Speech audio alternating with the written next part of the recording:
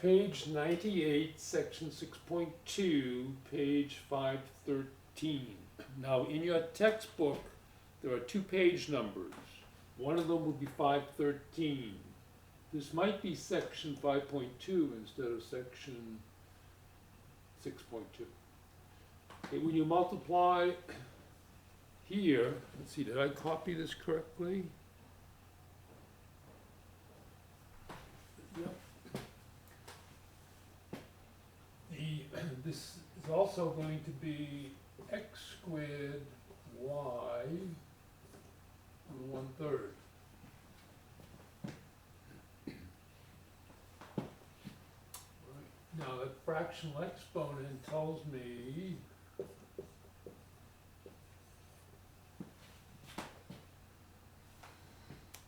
try problem 54.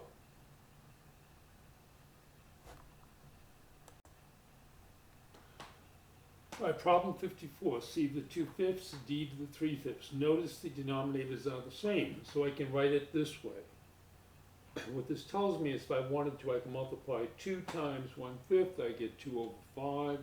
3 times 1/5, I get 3/5.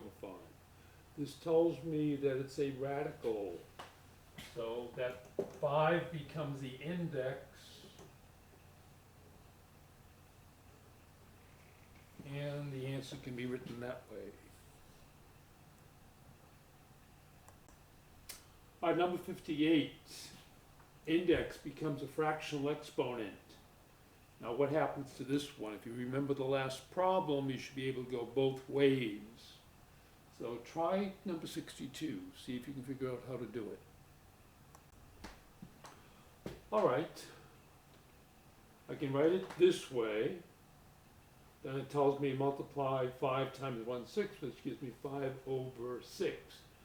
So you can go in this direction back to this, from here back to there, or from here to this. You can go in either direction, and you need to know that. So do the problem over. If you don't understand it, give it a try. All right, number 66.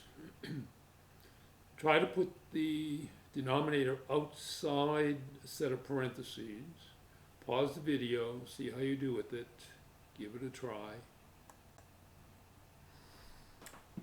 All right, so it's going to be 2 squared times 2 to the negative 5. Now, law of exponents tells you to do what? So do the work inside the parentheses first. Pause the video. So I add my exponents. I get 2 to the negative 3 in parentheses times 1/3. Do the next step. See how you do.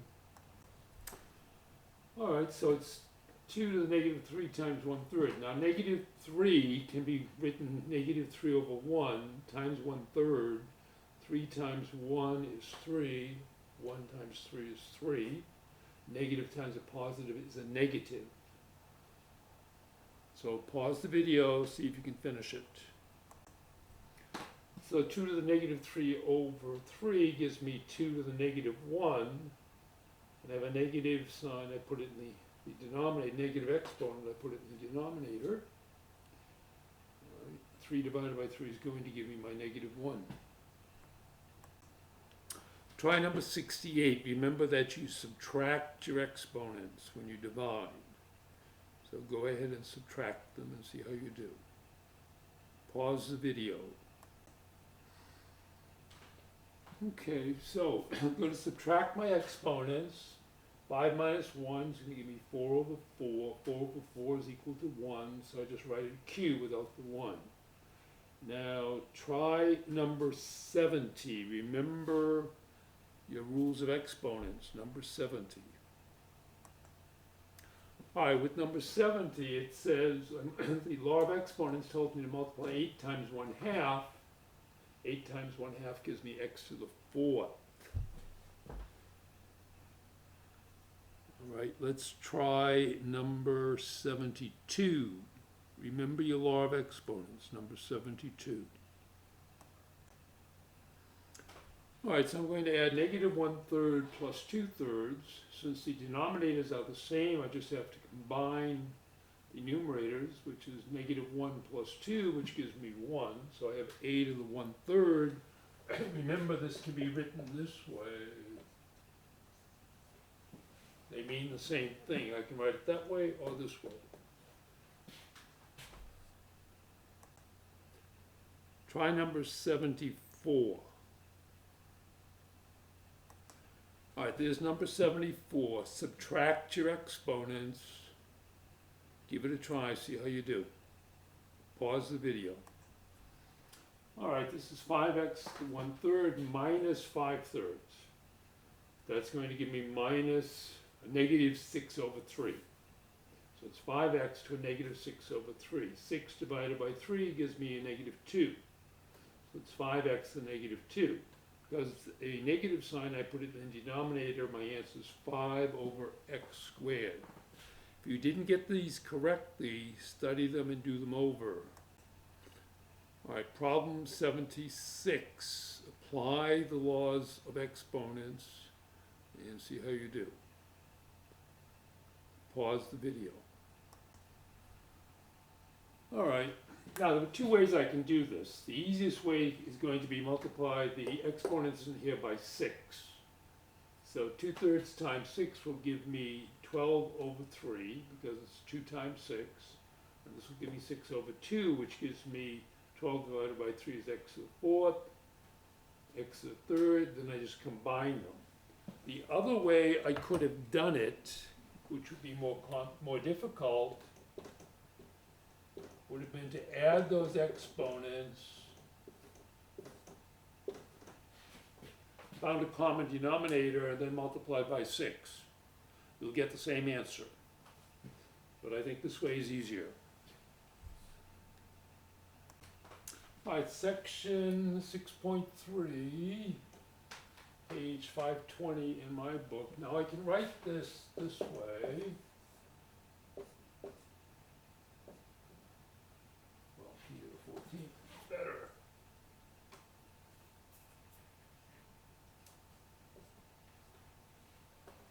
P. Why do I want to do that? I want to be able to divide this exponent by 2.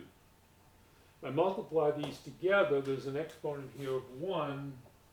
Since the law of exponents tells me to add when I multiply, I will end up with my p to the 15th.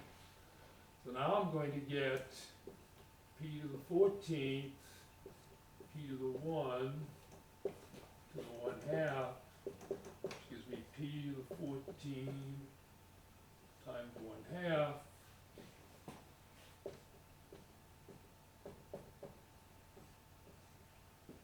Give me p to the 7th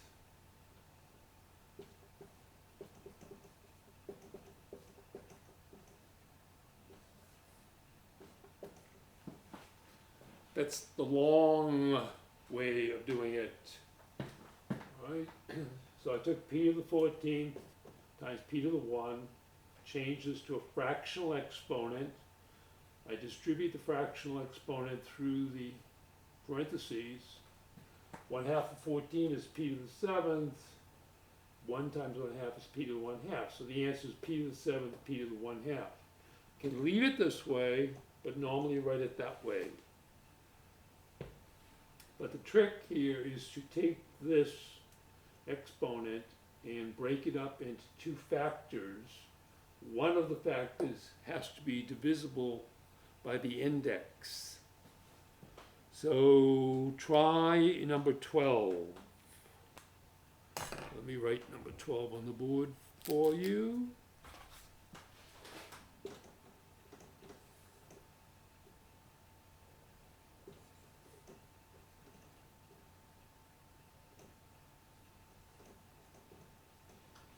R to the 17th. Give it a try. Pause the video, see how you do with it. All right, I can't divide 17 evenly by 3, so I take the r to the 17th and make it r to the 15th times r squared. Since the rules of multiplication are that I add exponents when the variables are the same, I multiply these together, I end up with r to the 17th. I can divide 15 by 3, so that's going to give me r to the 5th this is the shorter way of doing it. I can't divide 2 by 3, so I leave it under the radical sign. So the answer to this is out of the 5th cube root of r squared. All right, try number 11. All right, number 11 is q to the 7th. I can't divide 7 by 3 evenly, so I break it up into q to the 6th times q to the 1. If I multiply these together, I get my q to the 7th correctly, because I would add exponents when I multiply. So I can divide q to the 6th. I can divide 6 by 2 evenly. So I do that, and I put the q to the 2 outside, and the other q remains underneath the radical sign. All right, take a look at number 14. All right, with number 14, there's a 2 here. I can't divide 9 by 2, but I can divide 6 by 2. So I take the c to the 9 and make it c to the 8, c to the 1. 8 divided by 2 is 4, so I'm going to get c to the 4th, d to the 3rd, and that is my answer.